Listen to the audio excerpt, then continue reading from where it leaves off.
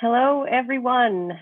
This is a little strange, I must admit, in that I can see your names appearing in a list, but can only see my own face on the screen. That said, I'd like to welcome everyone to today's hydrology session. Very warm welcome for the 2021 CGU online series of research presentations. Our session today is titled Advances in Global Water, Water Connectivity, and Water Infrastructure Data and Modeling. We started off as a global session, but I would also like to acknowledge that we're joined by researchers who are working on similar topics at a regional scale. They're an excellent complement to today's topics. My name is Penny Beams. I am a PhD candidate in the geography department at McGill University. I'm one of 3 co-conveners for today's session. I'm joined by Florence Tan and Heloisa Macedo, who are also from McGill. I would like to start off with a land acknowledgement. McGill University is on land which has long served as a site of meeting and exchange amongst Indigenous peoples, including the Haudenosaunee and Anishinaabeg nations. We acknowledge and thank the diverse Indigenous peoples whose presence marks this territory on which peoples of the world now gather. I myself am actually beaming into today's session from Victoria, BC, which sits on the territory of the Lekwungen people on the shores of the Salish Sea. I offer these land acknowledgements to have us reflect on our pan-Canadian session today, especially in light of the unearthing of buried children in residential school grounds. I think it's imperative that we recognize the relationships we have with Indigenous peoples of the regions we call home and the ongoing work of reconciliation. And now for a complete change in tone, some housekeeping items. Before we start with today's speakers, I want to mention that during our 10-minute break today, we will run a promotional video for next year's CGU meeting. The theme will be Science Serving Society. Next year's will be the first in-person meeting we've had since 2019, which was held in Saskatoon. And it would be really nice to see everyone in real space. So keep that in mind for next season. For attendees who are in today's session, if you want to ask a question of a presenter at the end of their presentation, you can use the Q&A box that is located at the bottom of your Zoom screen. So if you pop open that little window and type your question in the box, we on the administrative end of this whole session will be able to see that question. We're happy to read out your question if you want to type the whole thing out. But if you want to ask your question out loud, if you haven't noticed, we can't see your video or hear your audio. But if you want to ask us a question out loud, just put that request in the same Q&A box, and we'll be able to turn your video and audio on when it's your turn. There's also captions provided for this session. You'll see at the bottom of your Zoom screen a live transcript button. And if you, your transcript may already be showing up. Some folks in the panelists said that the captions were already appearing. Some folks had to turn them on manually, but know that that option is available to you if you find that it's really helpful for you to have those. Also, big reminder, after today's hydrology session is the CGU Hydrology AGM, the annual general meeting. An AGM usually sounds pretty dry, but it's super important to go, especially because at today's AGM at 3:45 Eastern Daylight Time, we will be electing new executives to that council. So it's super important that we attend. It's your opportunity to have your voice heard and participate in the political process of running all of this stuff. So you'll be able to use the same Zoom link that you used to get into this session, but we will close this session down at the end of today's talks. And then in roughly 15 minutes, that same link will be available to you to open up a brand new session where your video will be on, your audio is on. It's more of a participatory process. So please tune in at 3:45. So with all of that said, let us get started with the presentations. So I will move on to the next speaker. We've got Arghavan Tafvizi, who is going to present, so I will let you take it away. Thank you, Penny. So I'm sharing my screen. So hello, everyone. As Penny said, I'm Arghavan. I'm PhD student of Boreal Ecology, Laurentian University, Sudbury, Ontario. And in today's talk, I'm going to talk about calibration and validation of ISO flood, a tracer-aided hydrologic model for a mesoscale Precambrian shield watershed in northern Ontario, Canada. All of us know that simulation and prediction of stream flow, surface and subsurface water storages are challenging for hydrologists, especially in mesoscale watersheds.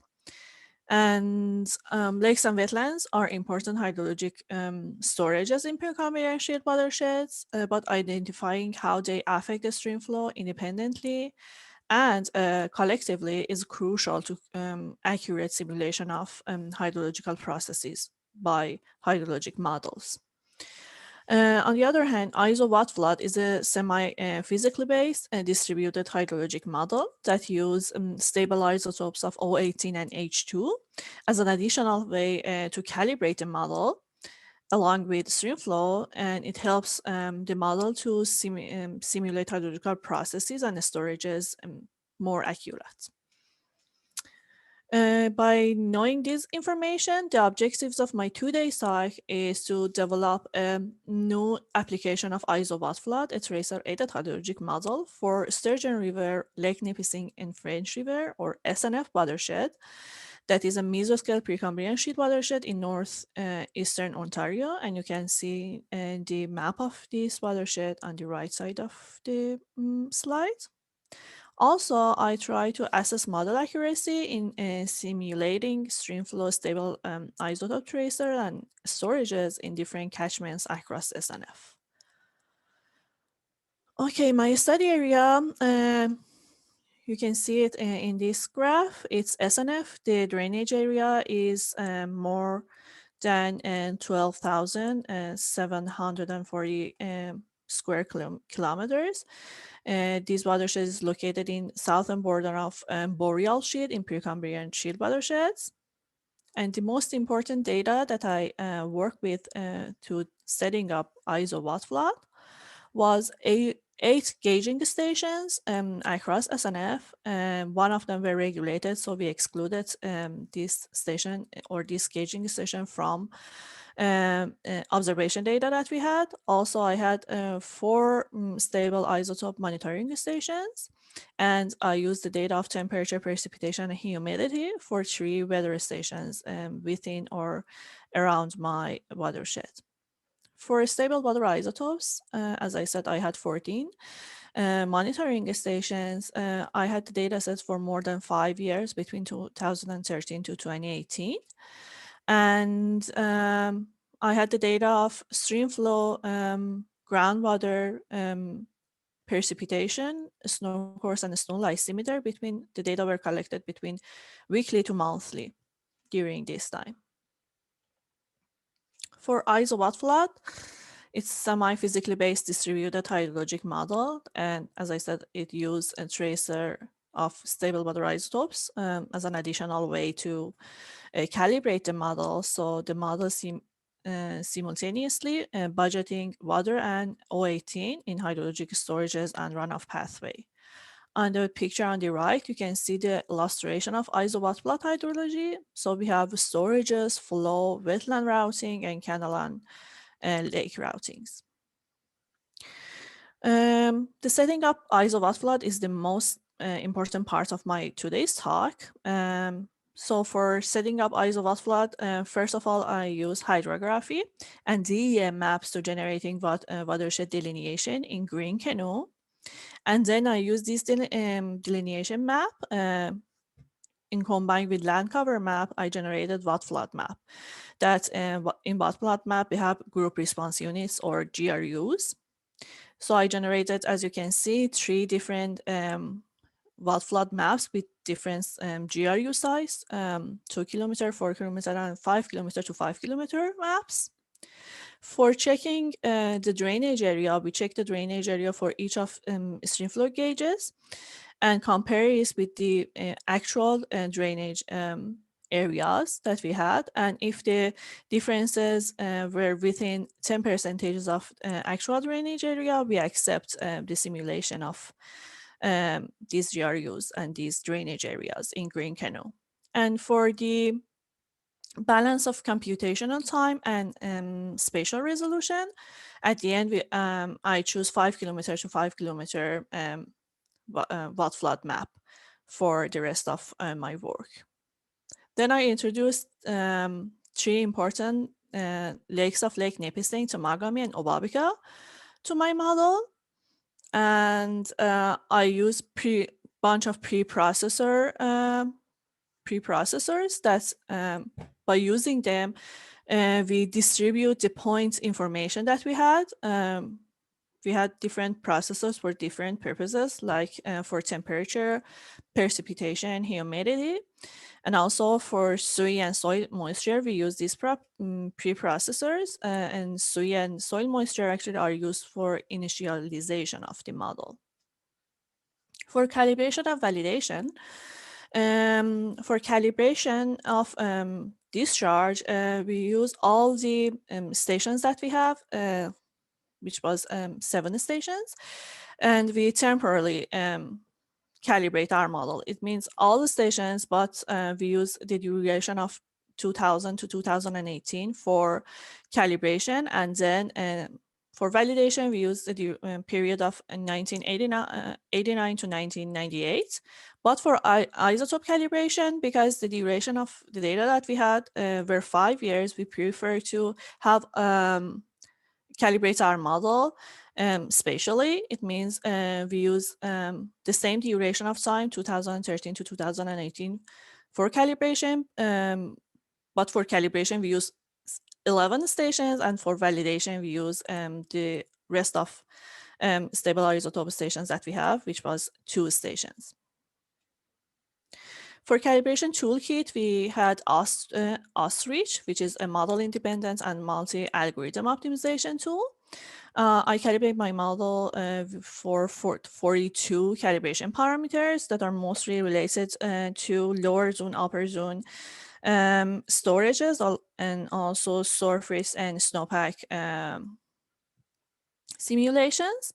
Also, I use DDS and PADDS algorithms, but in today's talk, I'm just showing the results of DDS algorithm. And also, I for objective functions, I calibrate my model against Klein, Gupta, and Nash-Sutcliffe.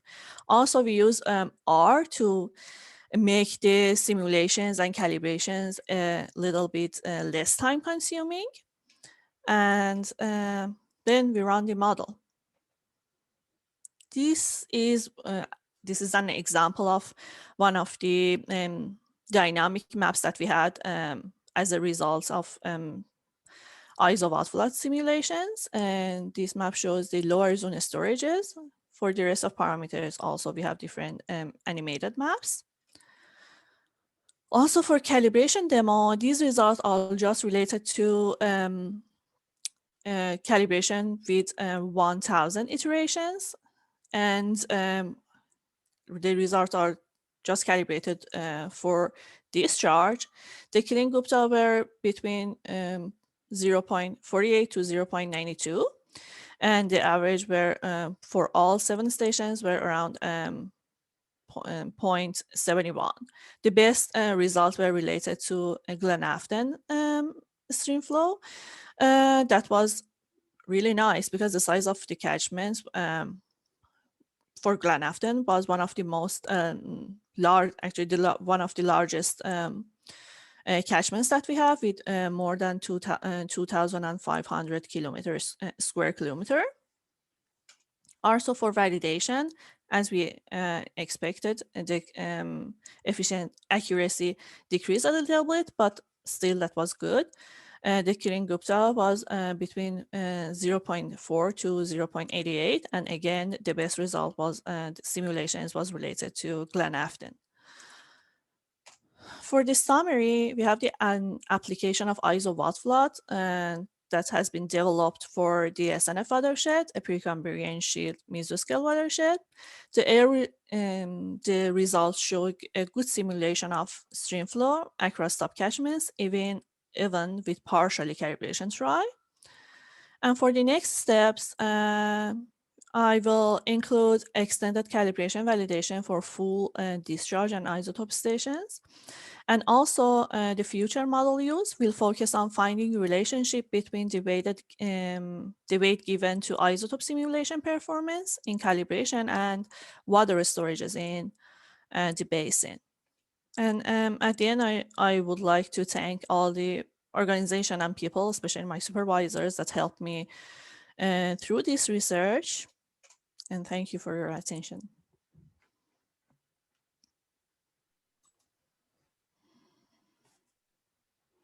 Great. Thank you so much for the presentation, Arghavan.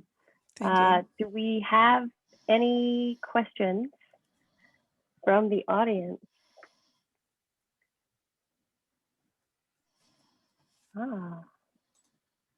Elo, did you want to read this, or should I go ahead? Yeah, I can read it. You want to read it? Yeah, go for it.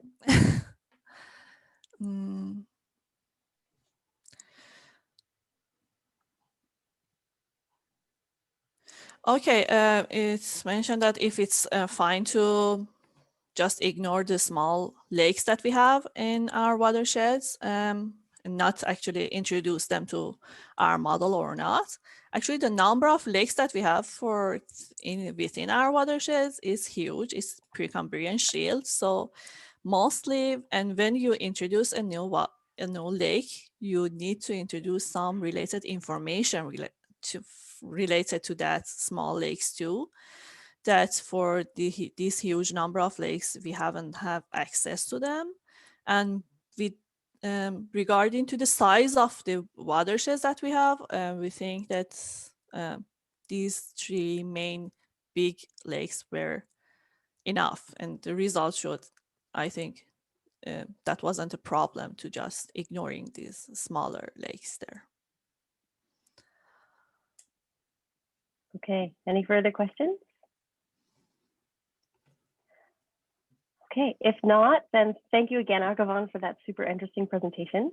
And we are going to move to our next speaker, Heloisa Macedo from McGill University. Take it away. Okay, are you guys seeing? I can't see if you guys are seeing or not.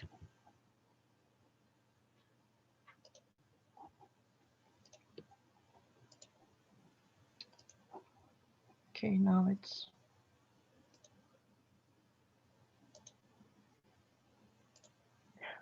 Oh. Okay, it's. I assume it's fine here. So my name is Heloisa. I am a PhD candidate at McGill University with Penny. And I will present to you guys Hydrowaste, a global spatially explicit database of wastewater treatment plants that was submitted this week. So fingers crossed. The main objective of wastewater treatment plants is to remove contaminants such as pathogens, nutrients, organics, and other pollutants from wastewaters using physical, biological, and/or chemical process before they reach any water bodies. However, since wastewater treatment plants cannot remove all contaminants, they inevitably represent a concentrated point source of residual contaminants. Is it something in the chat?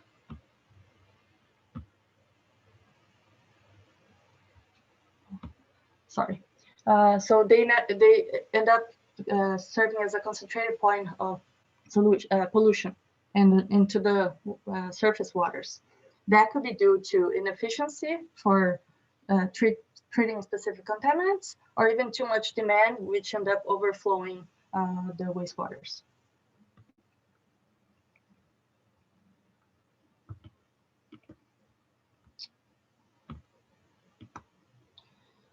So any water quality should have as a prerequisite to understand the severity and extent of the impact of wastewater discharges of these facilities into rivers and lakes, as well as to identify opportunities on how to improve their management.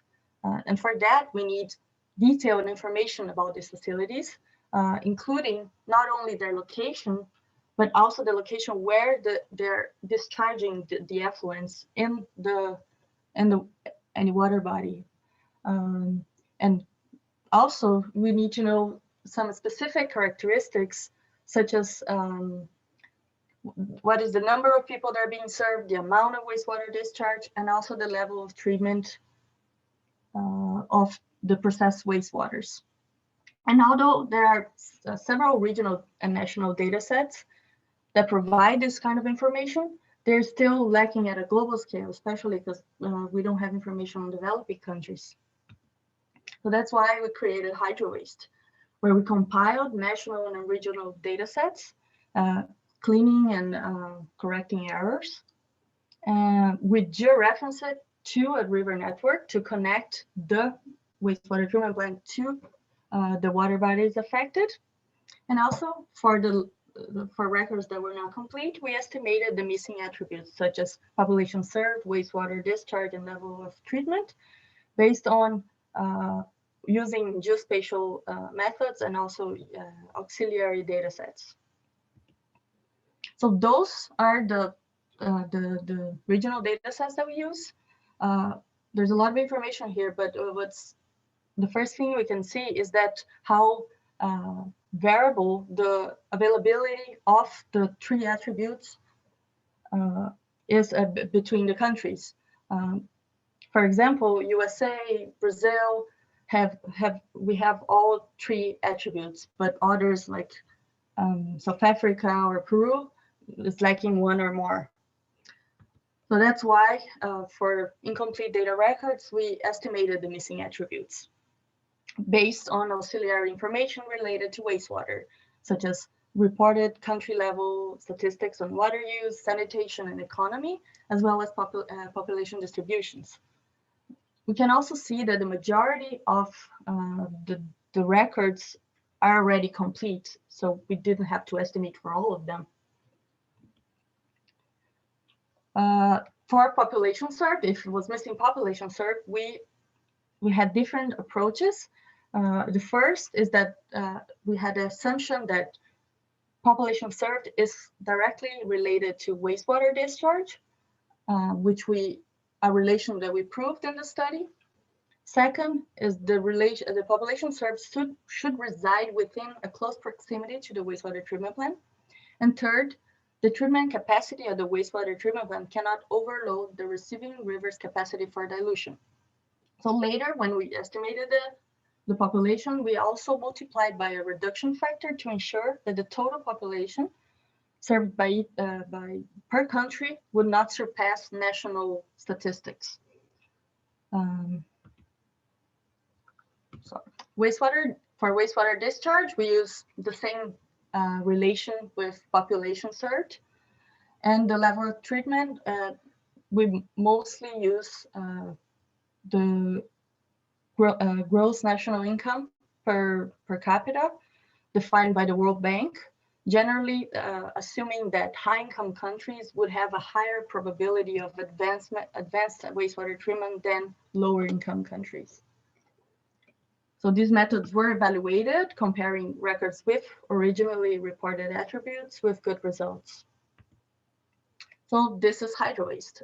It contains a total of 58,502 wastewater treatment plants.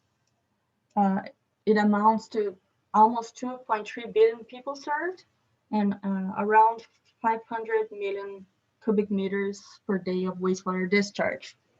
Each point you see here is one wastewater treatment plant.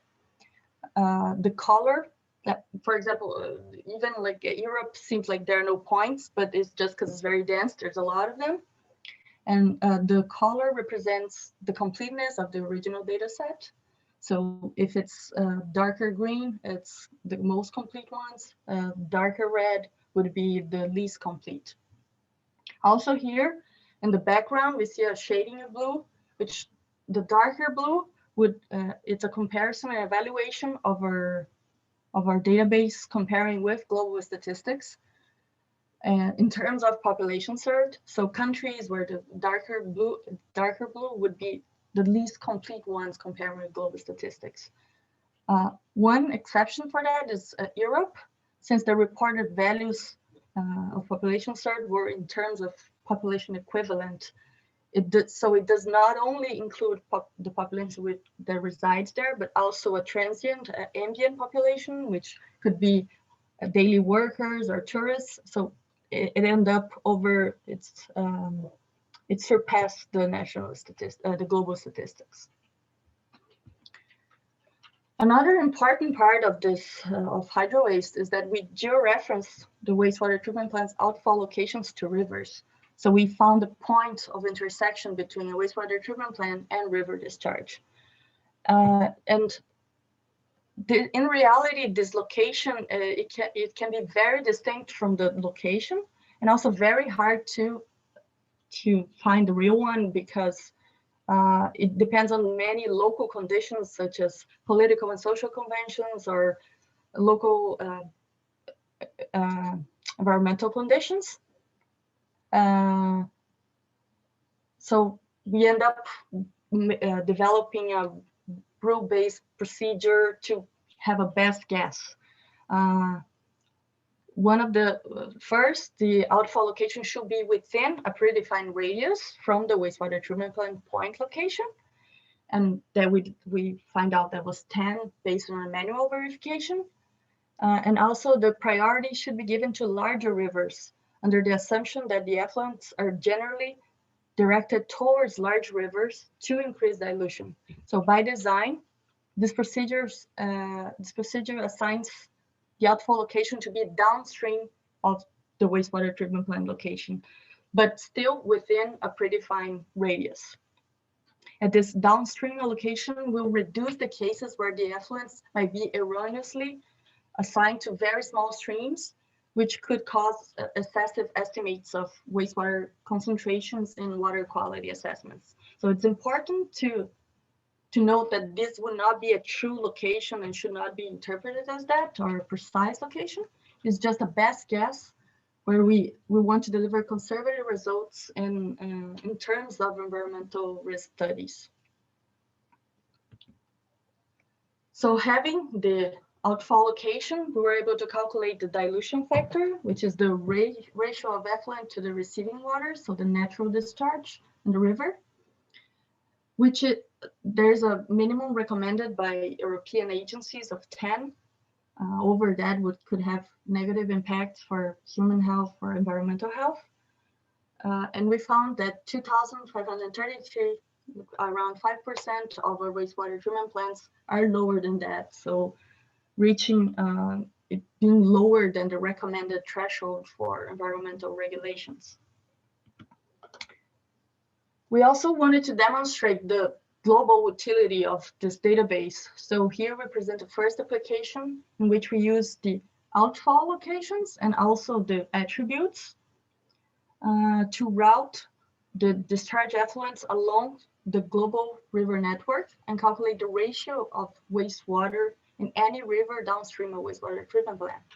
So all those colorful rivers that you see here are downstream of a wastewater treatment plant, and that amounts to 1.2 kilometers of rivers, which does not necessarily means that they're bad and they're polluted. It just because the wastewater treatment plant could be a good treatment for that area, but still, you know that 96,000 kilometers are located downstream the wastewater treatment plants that only offer primary treatment.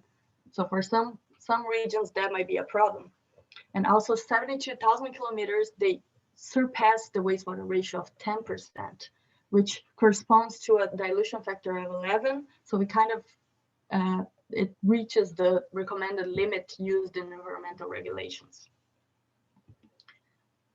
So the robust and consistent global database presented here is designed to be used by water resource managers, policymakers, researchers, and public institutions to develop strategies to control, regulate, and mitigate impacts of chemicals. Also can be used to identify wastewater treatment plants for which an upgrade in technology would deliver the biggest improvement on downstream water quality.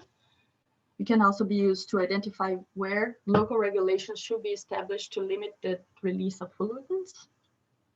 And all of this, many of those applications, they relate specifically to the Sustainable Development Goal 6 from the UN, since it informs decision-making to achieve a universal access of clean water globally.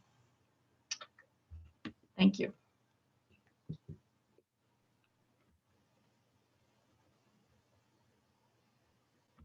Great. Okay. Thank you so much, Heloisa. Thank you, Elo.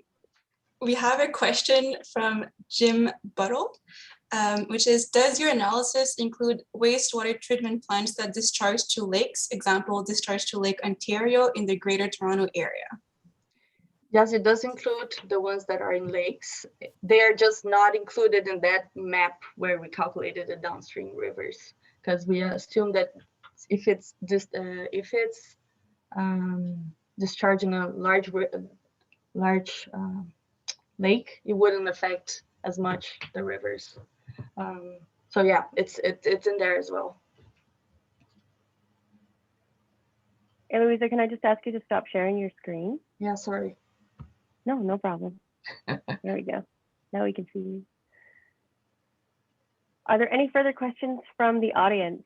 I'll give it a little bit of time because the last time I jumped ahead a little too much and missed a question for Arghavan. Are we good? Okay. Then what I'll do is I'm going to send us to the break. We'll have about 5 minutes, 5-6 minutes for a break. And we'll be showing the advertisement for next year's CGU. And I will be showing Mathis's presentation after that break. So we'll see you all back here in a couple of minutes.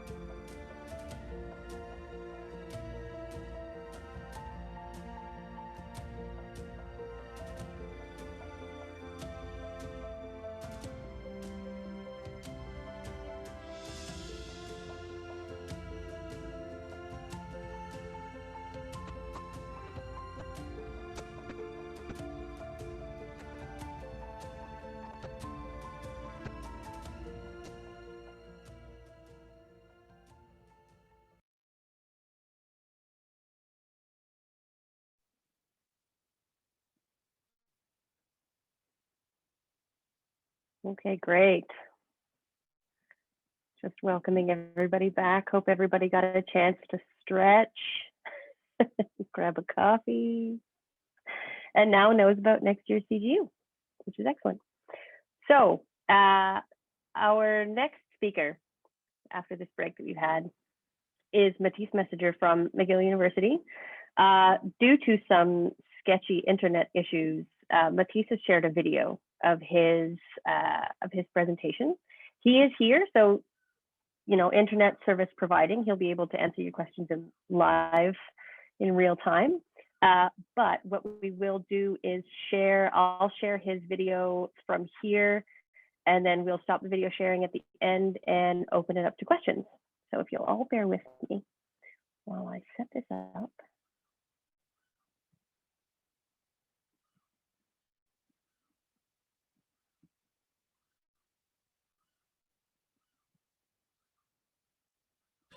Virtually every river network on Earth includes channels that periodically cease to flow, from large intermittent rivers with nearly continuous channel flow to mostly dry streams that only flow after intense rainfall.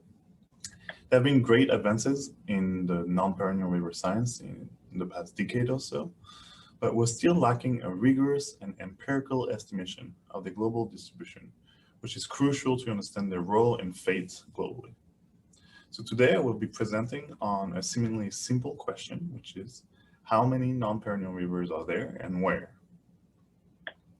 A common proxy previously used to estimate the prevalence of non-perennial rivers is the extent of arid and semi-arid areas in the world. Based on this premise, the Food and Agriculture Organization and Schneider and colleagues estimated used thresholds, single thresholds in precipitation and aridity to classify global river reaches into two classes, just perennial and non-perennial. And this yielded estimates between 29 and 36%. There have been other estimates over 50% by Datry and colleagues or Raymond and colleagues, but these were either extrapolations from national data sets, and they have not been validated with empirical data. Our approach was to train a statistical random forest model based on observations of flow intermittence at gauging stations around the world to produce the first global reach scale estimate of the distribution of non-perennial rivers. Our initial goal was to predict the probability of intermittence for each river reach with a long-term mean annual discharge over 0.1 cubic meters per second, or 100 liters per second, in River Atlas. River Atlas is based on what most of you may know as Hydrology. It's a global digital river network dataset for which a suite of hydroenvironmental attributes was calculated, and I will come back to these attributes later. The first step of analysis was to compose a global dataset of gauging stations. We used the Global Runoff Data Center dataset as a core dataset that we complemented with the global stream flow indices and metadata archive. That together, these two datasets together comprise 36,000 stations. We then linked all these stations with the global river network and then went through a stringent quality assurance, quality checking process. We only kept stations with at least 10 years of data with drainage area information. We removed all stations with erroneous zero flow values that has changed flow regime from perennial to non-perennial or vice versa over the course of the record, or those that were influenced by some reservoir or significant flow alteration. We then computed the average number of zero flow days per year for each station and classified them between non-perennial and perennial. We define non-perennial rivers as those that stop to flow or dry at least 1 day per year on interannual average. And so that corresponds to zero flow values in the gauging station records. This process yielded 4,400 perennial stations and 1,200 non-perennial stations that we used in our training model, for a total of 5,615 stations. With each of these stations, we associated 113 hydroenvironmental attributes, including climate, hydrology, so That's global hydrological model outputs of mean, minimum, average, and maximum annual discharge, physiography like elevation and drainage area, as well as attributes of land cover, soils, and geology. And we use these datasets together to train a random forest model to predict the flow intermittence class of rivers as a probability, with 1 denoting a 100% chance of being non-perennial. After training this model based on the gauging stations, we could make predictions for the entire global river network for all those river reaches with a mean annual flow of at least 0.1 cubic meters per second. Because each of these river reaches had also these 113 hydro-environmental attributes associated with them. And based on this probability, we then simply classified the rivers between non-perennial and perennial based on a cutoff of the probability of 0.5. So this yielded this map with orange and red lines intuitively displaying non-perennial rivers, and blue lines showing perennial rivers. Thicker and more opaque lines are larger rivers based on mean annual discharge. And as you can see, the exciting part of these findings is that, as you may expect, non-perennial rivers are actually present in every continent, in every biome, and in every climate. In total, we found that 41% of mapped rivers and streams over 0.1 cubic meters per second by length stop to flow at least 1 day per year on average. We also trained a model to predict the probability that each one of these river reach stops to flow at least 30 days per year. And we found that 35% in this case fit this criteria. And here I'll toggle a few times so that you can see the subtle differences between the two maps. So our model correctly classified 90 to 92% of gauging stations when we tested it based on spatial and non-spatial cross-validation, respectively. And our error assessment also showed us that it was unbiased. So we weren't over-predicting on predicting the non-perenniality of stations. But we also independently compared our predictions with national maps of non-perennial rivers. And here we don't necessarily consider that as a quality assessment or validation, because our definition of non-perennial rivers doesn't necessarily match that of maps. And these maps are often riddled with errors and inconsistencies, so they can't really be used as a reference. But they are useful comparison points. So here you can see the US National Hydrographic Dataset Plus at medium resolution. In orange, again, the non-perennial rivers, and blue perennial rivers.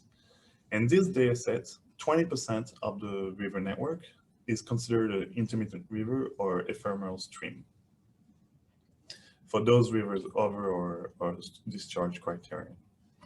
Our estimate using a one-day criterion yielded 51% of them being non-perennial. And using 1 month, we predict that 36% of the network is non-perennial. We think that partly this mismatch comes from a difference in definition on one hand. On the other hand, based on our stations, it seems that the US NHD may be underestimating in some areas the prevalence of non-perennial rivers. But our model does, we believe, overestimate non-perennial rivers in the East Coast and Southeast in particular. This does not show through in the gauging station comparison, so we still need to look into why this may be down the line. When comparing with Australia, the national data set predicts that 91% of non-perennial rivers, of the network of non-perennial rivers, and we get either 95% with a one-day criterion model or 92% with a 1 month model. But we know that river network length increases with the decreasing size of the smallest map stream. So in the US NHD, medium resolution, for example, at least 64% of rivers and streams by length have a discharge under 100 liters per second and 25% under 10 liters per second. So we're really missing a lot of the river network by using a global network that's just coarser. We also know that river flow tends to be more permanent with increasing drainage area. So closer to the headwaters tends to be the most intermittent. It's not the case for every stream, but that's a good, that shows at the global level. So as a result, the percentage of the river network length in total, that is non-perennial, increases with the decreasing size of the smallest map stream. So based on this knowledge, we extrapolated the prevalence of non-perennial rivers and streams for every intersection of major river basin and climate zone in the world. This allowed us to account for different relationships between mean annual flow and intermittence across regions and climates. So for example, to be more concrete here for West Africa, a basin climate intersection in West Africa, we first extrapolated the cumulative length of river in the network down by an order of magnitude in terms of mean annual flow. So for example, we knew what was the length of rivers over 0.1 cubic meters per second, and we extrapolated down to 0.01 cubic meters per second. We then did the same thing for the prevalence of intermittence for each size class, which allowed us, when combined, to have an estimate of the total prevalence of non-perennial rivers and streams. This yielded globally for all 465 climate basin subunits, an estimate that 60% of all rivers and streams that have a mean annual flow over 0.01 cubic meters per second by length stop to flow at least 1 day per year on average. Our findings demonstrate that non-perennial rivers and streams are really the rule rather than the exception on Earth. And that goes counter to a lot of river science that has been done for the past, since its inception. So what we intend is for this data set, on the one hand, to represent a baseline for identifying gaps in hydrological and biological monitoring, to inform global biogeochemical upscaling efforts, or for species distribution models. But mainly, we really hope that a recognition of the global significance, ecological significance, and prevalence of non-perennial rivers and streams by the scientific community and by decision makers may really trigger efforts to adequately manage them. So with that, I would like to thank my co-authors and my funders. Thank you.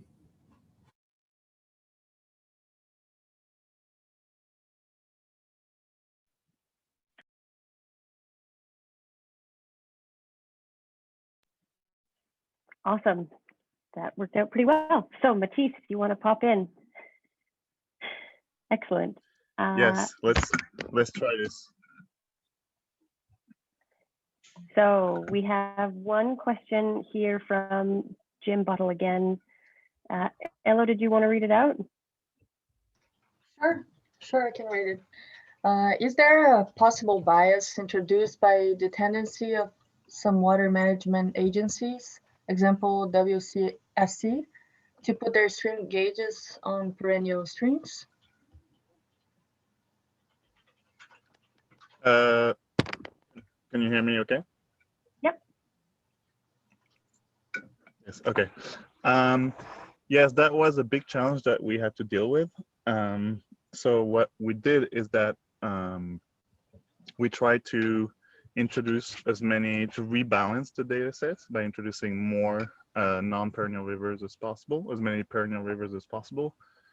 And in the actual statistical model, we implemented several measures to try and correct for that bias. And I think, thank you, Jim Bottle. I think if you're the author of the overview of intermittent river hydrology in Canada, it's a really cool paper. Awesome. There is another question by Jason Leach. So did you omit regulated? Okay. Did you omit regulated streams and rivers in this analysis? If so, how did you classify if a stream was regulated? For example, it looks like most of the Mississippi network is shown on the map. So, great question. We identified regulation based on the hydrographs of the gauging stations and based on the presence of dams or reservoirs upstream of the gauging stations. But we really only excluded them from the training of the model and the testing, but not from the predictions.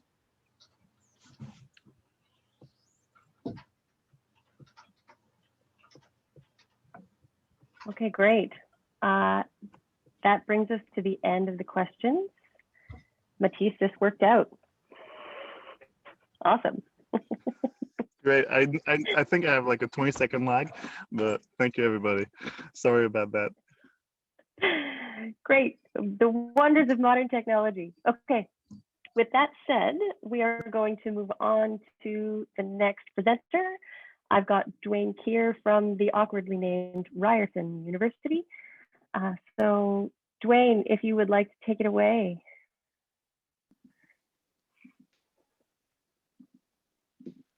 Awesome, thanks, Penny. Start here.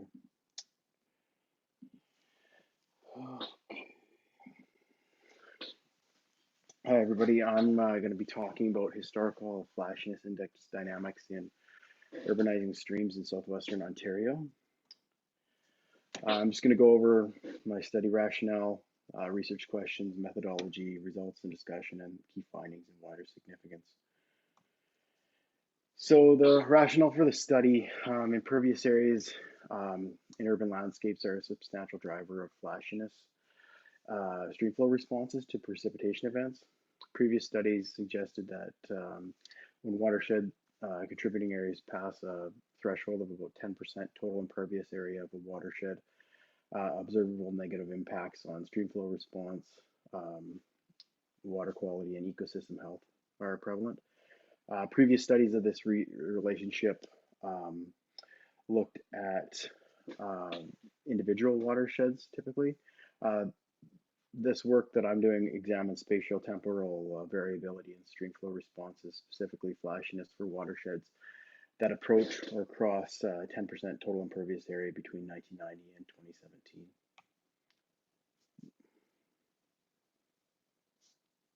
Oopsie, what's happening here? There we go. So my research questions, is there a relationship between river flashiness and watershed total impervious area across rural and urbanizing watersheds in southern Ontario?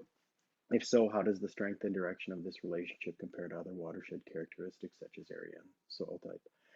And secondly, is there a relationship between changes in river flashiness and urban growth between 1990 and 2017? Looking at these questions, there is also large considerations for data availability, limitations within hydrometric data, and remotely sensed imagery across the study region. So the study area, study watersheds are generally in southwestern Ontario, in a southwest and northeast transect between Chatham and Barrie, Ontario. For land use classifications to derive total impervious area for watershed, I use the Agriculture and Agri-Food Canada's land use data set. Specifically, they have the years of availability of that are 1990, 2000, 2010. I also use the Southern Ontario Land Resource Information System for the year 2017. And for both these data sets, I would query out settlement and road areas for the agricultural, the Ag Canada data, and built up areas and transportation in the Solaris data. Secondly, I looked at hydrological soil data within the study area. So I used the Ontario Soil Survey Complex, which has a hydrological soils group. It has 4 classes of high, moderate, slow, and very slow infiltrating soils. So my methods, so trying to get a handle on what stations are, had potential to do this sort of work on, I would select a suitable Water Survey of Canada stations based on their period of record, which was typically around 7 years between 1990 and 2017. From that point, I would delineate watershed boundaries of each prospective Water Survey of Canada station using ArcHydro, and then check my results against the Water Survey of Canada values they had for watershed area. And then I would use those polygons to calculate total impervious area based on the land use imagery from each prospective watershed for the years 1990, 2000, 2010, and 2017 using ArcGIS. And finally, selecting Water Survey of Canada stations with a period of record that it was at least 7 years and that it would capture at least 1 year of total impervious area coverage from either 1990, 2000, 2010, or 2017.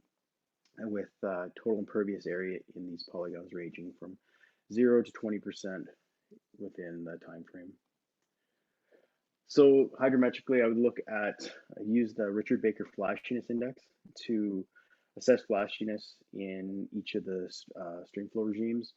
The Richard Baker, or RBFI, Richard Baker Flashiness Index, is just the sum of the rising and falling values divided by the sum of total flow values for a time period.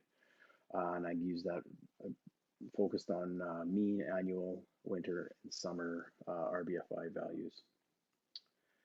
So within the RBFI, there's the continuum of flashiness, which basically just is depending on the size of a watershed, the flashiness values will be considered flashy or stable. So a small RBFI value in a large watershed will be considered flashy, whereas that same value in a smaller watershed won't be considered flashy, basically because the larger the watershed, you just have more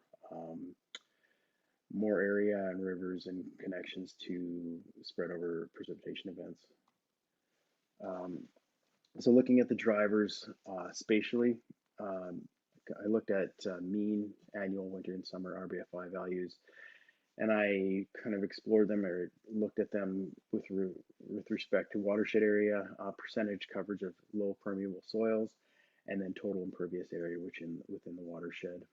Temporally, over time, I looked at the rate of change in RBFI between 1990 and 2017, which was somewhat dependent on data availability. And then I compared that with the rate of urban growth between 1990 and 2017. So looking at trends in the data sets, I used the Mann-Kendall trend test at the station to detect upward or downward non-parametric monotonic trends of mean RBFI with significance, obviously with probability values under 0.05.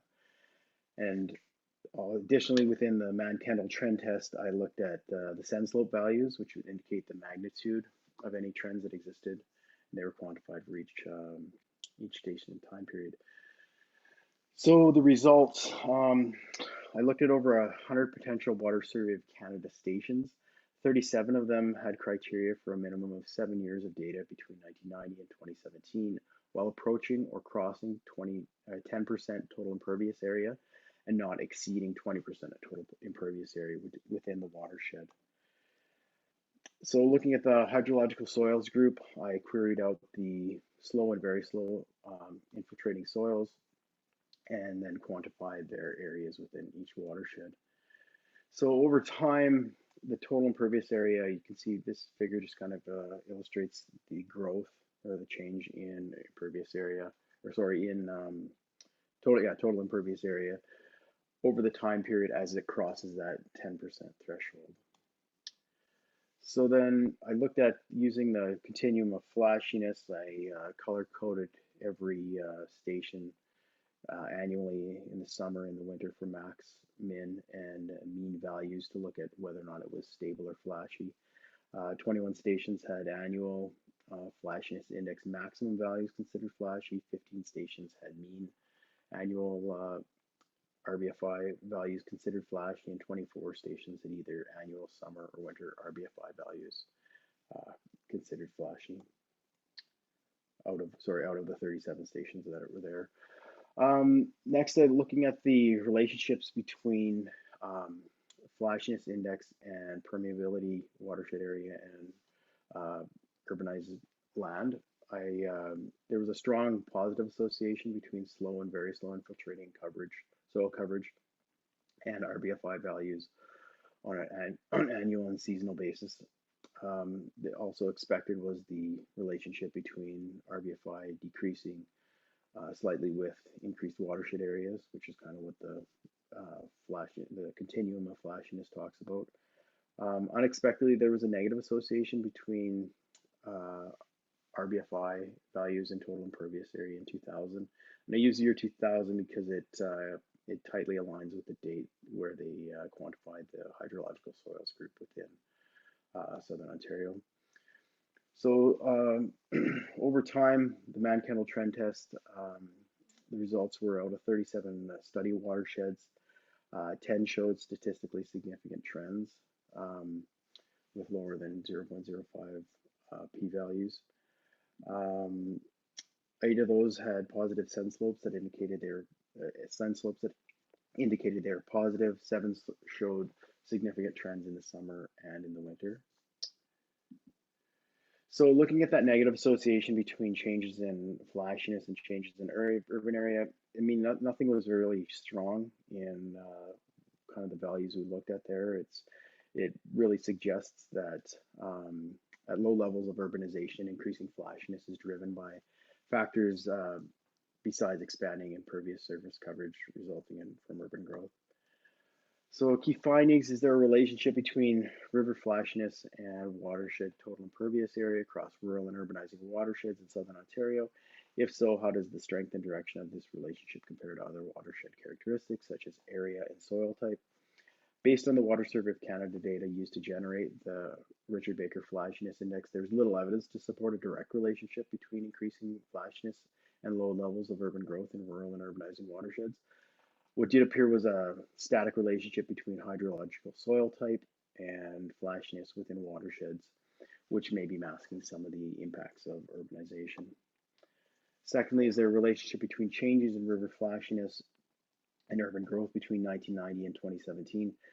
Results suggest that not all watersheds exhibit increasing flashiness as they approach across the 10% total impervious area threshold between 1990 and 2017. The trends in the rate of change in Richard Baker Flashiness Index and the rate of urban growth suggest that other factors beyond quick impervious surface coverage, overland flow, or artificial drainage driving increasing flashiness. Urban land distribution and change, land use and agricultural practices and construction operations that alter soil density compaction may be additional factors that are influencing changes in stream flow flashiness. Wider significance, results from the work help broaden the understanding of watershed size when evaluating relationships between water resources and land use activities like urban growth. The understanding highlights the importance of determining how land use aggregates across and within both watersheds and subwatersheds. And lastly, scale is an important consideration when evaluating the impacts of altered landscapes like urbanization. Thank you for your time, and I'd like to acknowledge my supervisor, Claire Oswald, for her guidance and assistance in the research.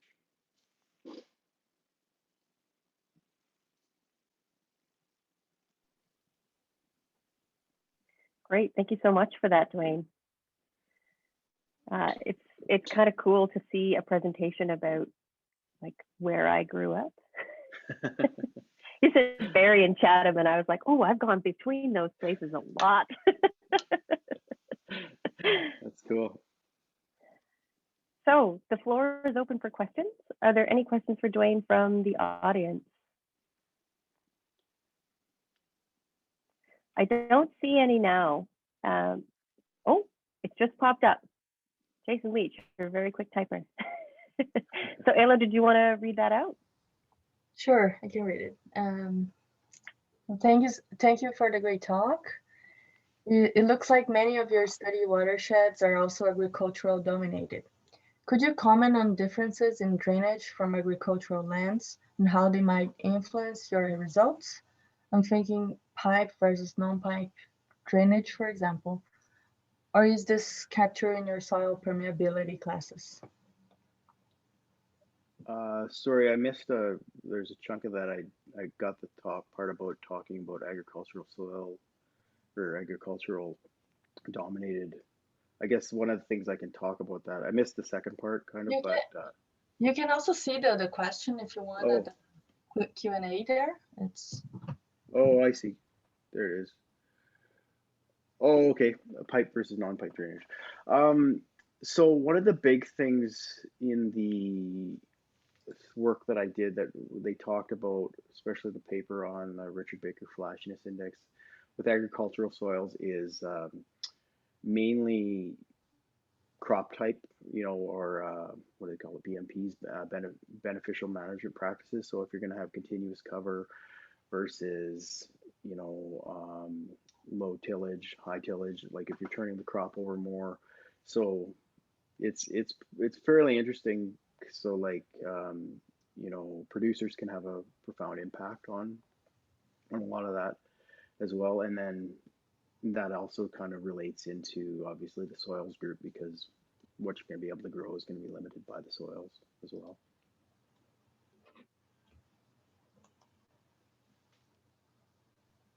Great, thanks so much for that clarification. That's awesome.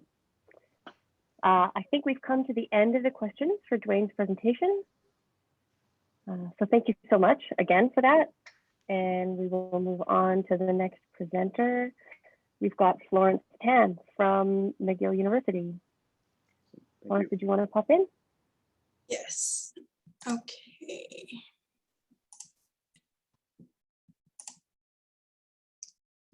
Okay.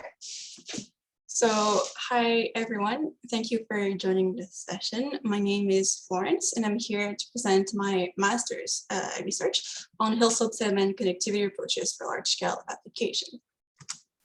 So right off the bat, the goal of my research was to determine whether existing hill slope sediment connectivity approaches, which have been developed for small local scale applications, could be applied at regional, continental, or even global scales. And by hill slope sediment connectivity, I mean the transport and deposition of sediment on land before it reaches the river network. So why do we care about that? Well, sediments play an important role in a variety of biogeochemical cycles on Earth. I'm sure, as you all know, sediments carry a lot of nutrients. And so by being transported and deposited across the landscape, they are a fundamental component of nutrient and organic carbon distribution and replenishment. And that, of course, is important for the development and diversity of aquatic ecosystems, but it's also important for humans in terms of agricultural production and food security, as they help maintain soils fertile. Sediments are also highly valued as building or infill material, especially for the construction and reclamation sectors. Sand and gravel mining from riverbeds are the world's largest mining endeavors and account for up to 85% of all mineral extraction. But deltas, which are home to 500 million people, also heavily rely on the constant influx of sediment from upstream sources to maintain the structural integrity on top of their soil fertility. Deltas are at risk of sinking, and so the deposition of sediment on the delta's surface helps maintain their land elevation by counteracting the effects of increasing sea level rise and natural and anthropogenic land subsidence. And so under natural conditions, river systems maintain a dynamic equilibrium of sediment transport through suspension and deposition. However, the natural flow of sediment is heavily affected by human alterations of the land. For instance, natural soil erosion acts as sediment input to the system, but human land use and land cover changes such as deforestation, agricultural practices, construction, and mining also add sediment to the system. And on the other hand, sediments are removed from the system through natural deposition, like on floodplains or riverbeds, but sediment trapping in reservoirs and sand and gravel mining also remove a lot of sediment from the system. And so given all these complex processes, researchers have early on acknowledged the importance of understanding sediment dynamics through soil erosion modeling. Sediment dynamics are also inherently large-scale processes because the transfer of sediment from on-site soil detachment to catchment-wide sediment export crosses boundaries in terms of terrestrial and environmental regimes. And so for modeling purposes, soil erosion is broadly conceptualized as consisting of three main components. First is the soil detachment, which is often also referred as soil erosion, and that deals with how a sediment particle gets detached or eroded from the soil. The second component is hill slope sediment connectivity, which refers to the transport and deposition of sediment on land. And then there's in-stream sediment connectivity, which refers to the transport and deposition of sediment in the river network. And over the last few years, a lot of research has been done on large-scale erosion modeling. In 2017, Borelli et al. Produced a global map of soil detachment rates using the revised Universal Soil Loss Equation, or Russell. Now, it's important to note here that Russell does come with its own limitations, the most important for this thesis being that it only models sheet and real water erosion. And in terms of in-stream connectivity, there is a research group in Italy that's currently developing the Cascade toolbox, which aims at routing sediment along the river network at large scale. However, a large-scale approach for modeling hill slope sediment connectivity, which is needed to link soil detachment with in-stream connectivity and eventually catchment sediment export, is still lacking. And given the relative success of small-scale hill slope sediment connectivity approaches, we wanted to see if they could also be applied at large scale using high-resolution data and improved current sediment load estimates. So the three hill slope sediment connectivity approaches we assessed in this research are the ones here. The first one is the index of connectivity approach, coupled with a sediment delivery ratio function, or the ICSDR. The second one is the sediment delivery model from the Wadham-Sedam approach. And the last one is the Rouse number approach. Now, the last one here is different because it was actually developed at the global scale, but it used a pretty coarse data at a resolution of 5 arc minutes, which is about 10 kilometers at the equator. And here we're applying all approaches at 90-meter resolution. So although we use globally available input data, we focused our application on the African continent for different reasons. The first one is that Africa has a big diversity of terrestrial ecoregions, as you can see on the right here. And that would allow us to test the approaches over a wide range of environmental conditions. And historically, Africa has also been underrepresented in sediment research due to a lack of accessible data. But Van Meyer et al. In 2014 published a compilation of almost 700 sediment yield observations for catchments ranging from less than 1 square kilometers to 3.8 million square kilometers. And this compilation is the most extensive one to date for the continent. And it has the advantage of including small catchments for our analysis, as opposed to global compilations, which often only focus on the largest catchments. So the first goal of my research was to gather sediment load observations of known quality to compare the models against. And we did that through a selection process that is shown here. So I'm not going to go into details of that, but starting with Van Meyer's original data set of 682 stations, we screened all of them based on their measurement type, their data quality based on reported measurement frequency, their location accuracy, and the presence of upstream sediment impediments. And so in the end, we ended up with 46 suitable observations. And this map here shows the spatial distribution of the 46 catchments. The smallest catchment is less than 1 square kilometers, and the largest one is 4,400 square kilometers. And this graph here shows the observed sediment load against those Russell predicted sediment load, which are the output of the soil detachment model that I described earlier. And that assumes that there is no deposition on land. So everything that is eroded on the land arrives to the river network and the catchment outlet. And as you can see, the prediction observation pairs followed a 1-to-1 line, with a majority over predicting sediment load observations, which is expected. Although there is a good number of predictions that already underestimate the observed sediment load. And there are many reasons for why that can be. Either the measurements are wrong or the predictions could be wrong, or simply they can be compared due to in terms of time period. But the important thing to note here is that the hill slope connectivity approaches cannot improve those under predicting Russell predictions, because they're only designed to model deposition.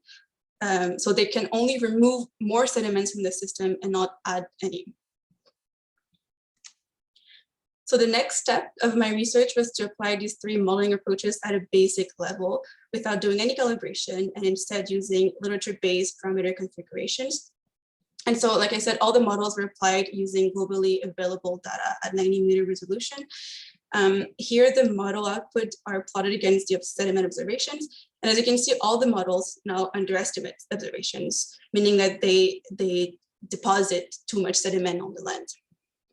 And out of the three approaches, the ICSDR performs slightly better, as it still somewhat follows the one-to-one line, whereas the sediment and Rao's number approaches seem to have a maximum sediment load they can predict regardless of catchment size.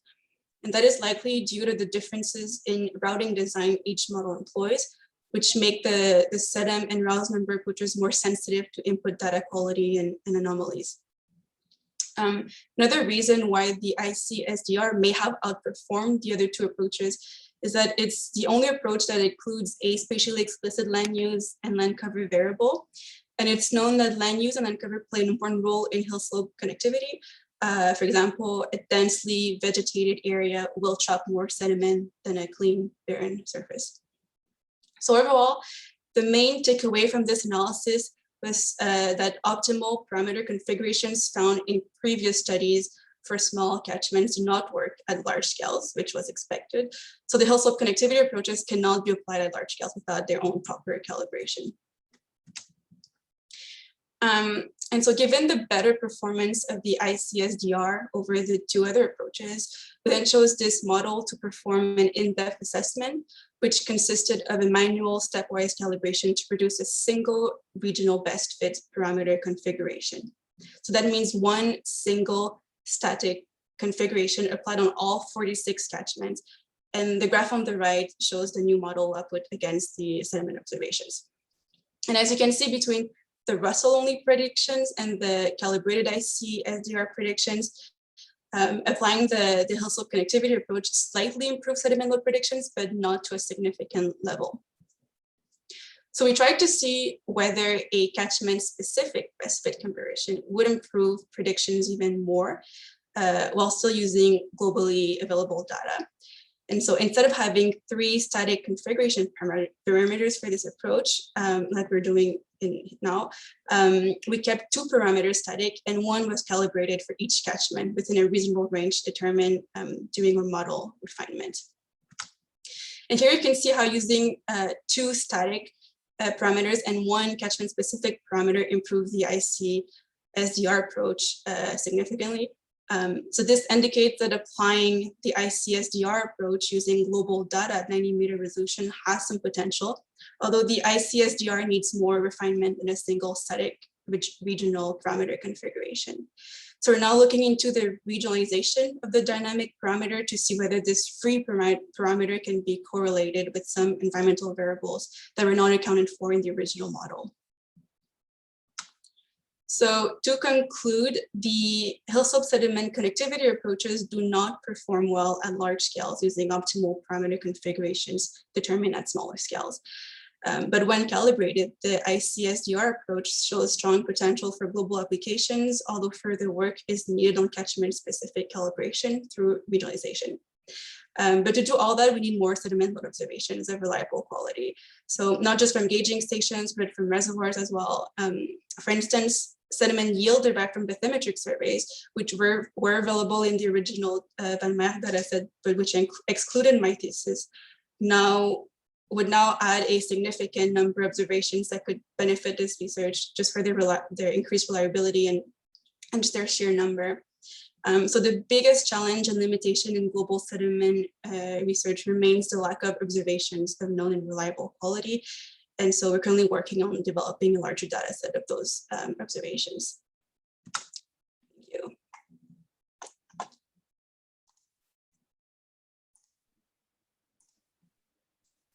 Great, thank you so much, Florence, for the presentation. I'm going to open it up to the floor. Are there any questions for Florence for her sediment studies? Got my eye on the Q&A box. Because often a paragraph shows up like right at the last second. Okay. Seeing none, we'll move. Thank you again, Florence, for the presentation. And we'll move to our final presenter, who is Robin Thorne from Wilfrid Laurier University. There we are. I'll turn myself off. All right.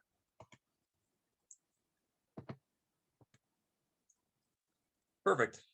All right, thank you so much. So I'm doing my postdoc at Wilfrid Laurier, and preliminary project, which I have been doing for about 5 months now. So this project is linking hydrological and cryohydrogeologic models for improved estimates of climate impacts on northern waters.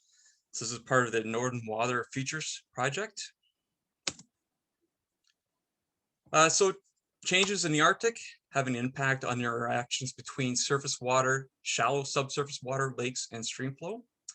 So permafrost thaw is expected to enhance the spatial and temporal variability in the active layer thickness, increase the occurrence of talics, land subsidence, and change the contribution of groundwater to stream flow and increase connectivity. In the cold regions, a lot of key hydrological processes are up here. So we got to keep in mind the surface energy balance, snow processes like insolation, snowmelt, changes in, precipitation intensity, timing, and phase. So any changes that could happen with changes up in the Arctic. Some infiltration processes, dynamics of soil thermal and soil moisture fluxes, soil heterogeneities, dynamics of active layer thickness, changes in the subsurface water connectivity, land subsidence, freeze-thaw processes, shrub growth expansion, and how this impacts the hydrological processes, lake ice phenology and snow and ice, river ice, and any glacial processes. So some of these processes are actually very non-trivial, highly complex. So we really need to examine the process in detail and how they interact with this environment. So hydrological models will help us with this. So surface and subsurface hydrological models are very useful tools to investigate how warming and permafrost thaw will influences the hydrological process. So they'll help us understand, predict changes in these processes. We can evaluate the anthropogenic impacts. We can inform the water resource management, and they help provide timely and accurate simulations that can be used to address current and future management challenges in permafrost regions. Well, some concerns. Well, major concern is that it's a sparse observational network up here in a very complex cold region system. There's a significant limitation for incorporating the high degree of spatial variability that controls runoff. We also got to look at improving the interaction between permafrost groundwater and stream flow, with a lot of the models lacking sophisticated permafrost groundwater model components. And it's very limited in dynamics of soil thermal, soil moisture fluxes, subsidence, and freeze-thaw processes. So cryohydrogeological models can actually help us in this. So they model groundwater in cold regions. Recently, a lot of the studies have been focusing on changes in the active layer thickness, lateral transfer of energy, groundwater discharge, and the hydrogeological regime. However, they're very limited in surface processes, particularly snow cover and vegetation. They're usually applied at small scale, and they're usually for ideal environmental conditions. So the main objectives of this project is to basically examine the strengths and weaknesses of a wide range of surface and subsurface models. And with looking at all this together, develop and modify a hydrological model to kind of incorporate the cryohydrogeological model or models as well. We'll talk about this in a second. We got to incorporate some lake models and modules within this too. So once this is all together, kind of test it out using data collected and knowledge from key sites up in Northwest Territories. So overall, we're hoping that this will help improve our understanding and ability to model the interaction between surface and subsurface hydrology under conditioning of thawing permafrost, as well as assess a wide range of future hydrological changes within its rapidly changing environment. And again, like I mentioned before, this is all part of the Northern Water Futures Project. So picking a model, what is the criteria for this? So has been used in previous studies for permafrost regions. It's always a bonus. Incorporates cold region processes. Does it have an open source code, and can it be modified? Can we model processes across different spatial scales? Does it have a flexible model structure so we can pick which algorithms we can use within different types of model runs? Can it operate in a data sparse region? Very complex region, but very sparse observational network. The model calibration, does it require calibration at all? Is it possible to run without a calibration? Will it affect the results without or with? Of course, initial conditions, we got to consider that. Are the processes very sensitive to initial conditions within the model? Parameterization is always another concern up in the sparse network of data, and especially this region. And the main concern is computational cost and how to run this model. So gathering a bunch of hydrological processes and putting it together to a model, key ones that we need to focus in on. So currently, in general, hydrological models, I really like to focus in, have a strength with surface energy balance, snow processes, infiltration, river lake processes, channel routing, and soil heterogeneities. So, but there's other processes that we're kind of missing, or not all models quite well grasp.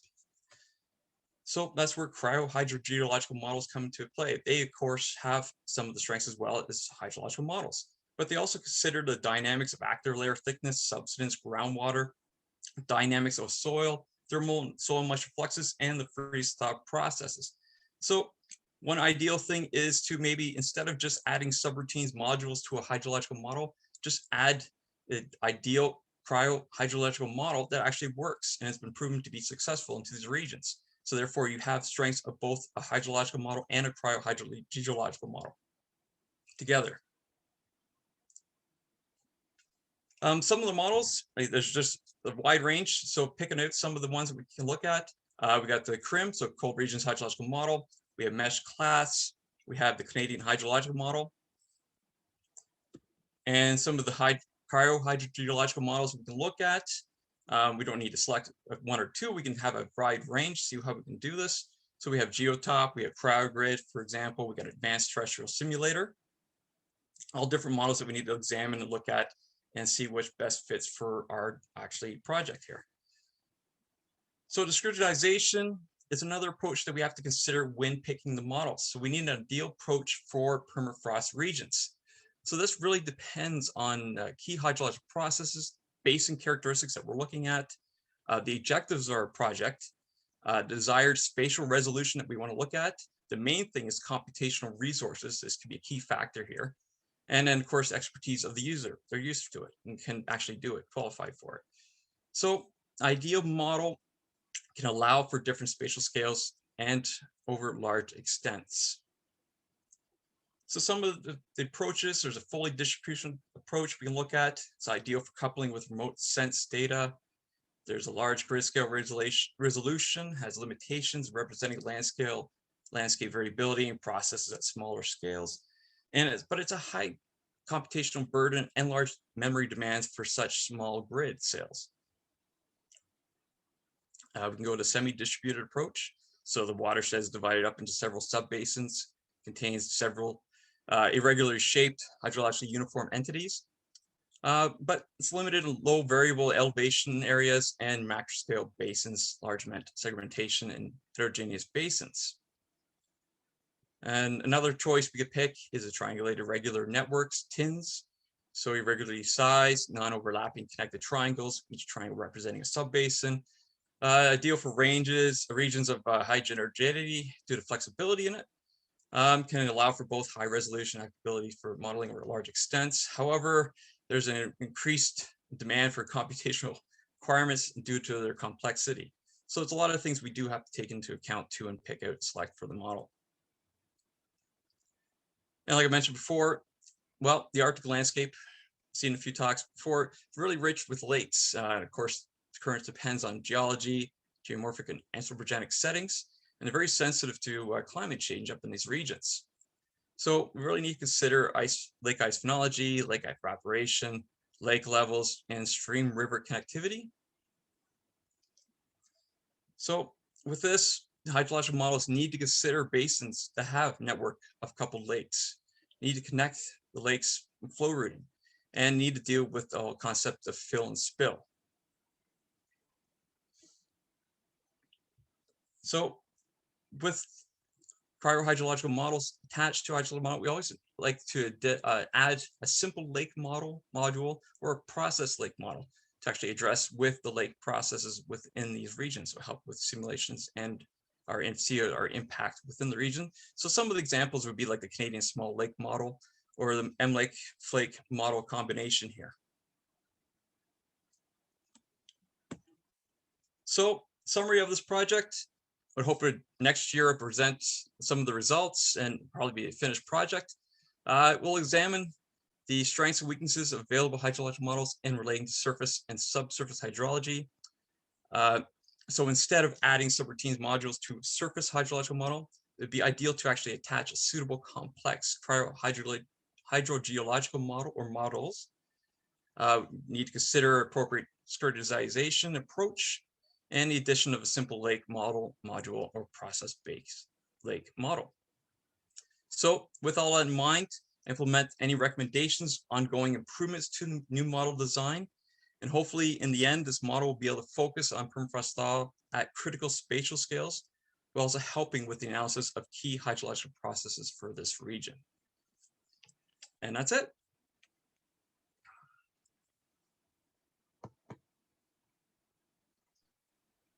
Great. Thank you so much, Robin.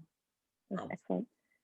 I'm going to open it to the floor to see if there are any questions. Any furious fingers typing away?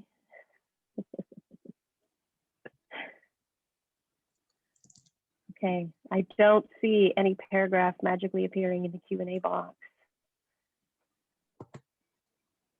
Oh, there is one. So to save time, I'm just going to read it out. Have you got a particular model in mind yet? From Andrew Ireson. No, not yet. Since the 5 months, I've looked at so many papers, so many models that look at. I do have a few ideas in mind which directions are going to take, but there's no conclusion to anything right now at the moment. And I'm hoping that's next year, next CGU in Saskatoon, that definitely have all the answers right there. When we're once again giving presentations in real space. Excellent. Well, with that, thanks again, Andrew. With that, that brings us to the end of our session today. On behalf of myself and my co-conveners, I wanted to thank all of our presenters today for all of their hard work, all of their preparation, and thank you as well to the audience members for coming in, listening, and participating. And final reminder that the Hydrology annual general meeting will start in just over 15 minutes. So 3:45 Eastern Daylight Time. And what's going to happen is this session will close, but you can use the very same link that you used to enter in today to get into the AGM session. It'll be more interactive. We'll be able to see each other's faces and screens. And this is your chance to help elect your upcoming executive to the CGU hydrology section. So please come, please participate. And thanks again very much for everybody showing up today.